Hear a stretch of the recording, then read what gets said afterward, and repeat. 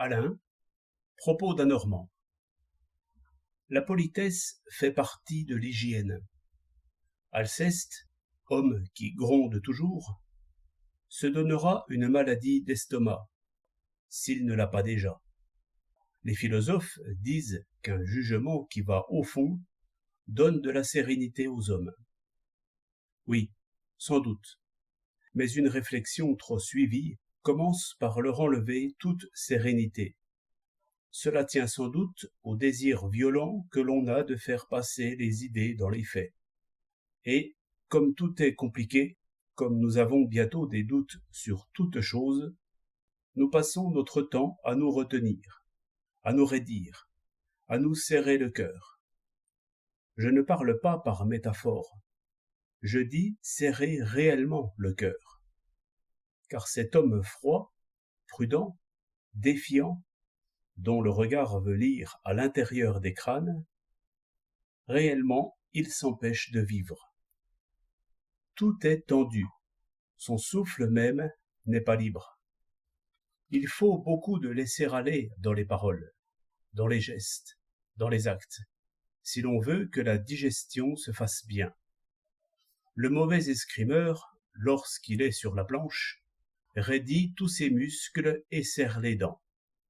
Il travaille contre lui-même, et si bien qu'il arrive à une extrême fatigue, quoiqu'il n'ait fait, d'ailleurs, que des attaques lourdes et maladroites. Un vieux maître d'armes me disait une jolie chose. Je veux que votre main soit comme un oiseau. Le précepte est bon ailleurs que sur la planche.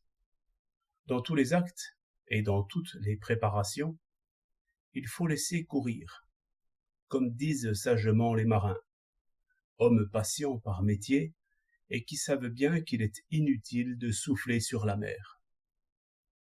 Ainsi, il n'est pas mauvais, dans le doute, de sourire et de tendre la main. Cela est bon pour les autres et pour soi. Mais le disciple m'arrête là et crie « Non, point de mensonge, point d'hypocrisie. Je regrette autant que vous mes candides années. Mais quoi, il ne fallait pas m'apprendre à penser. Pense encore un peu plus, ami. Vois plus loin et pèse mieux.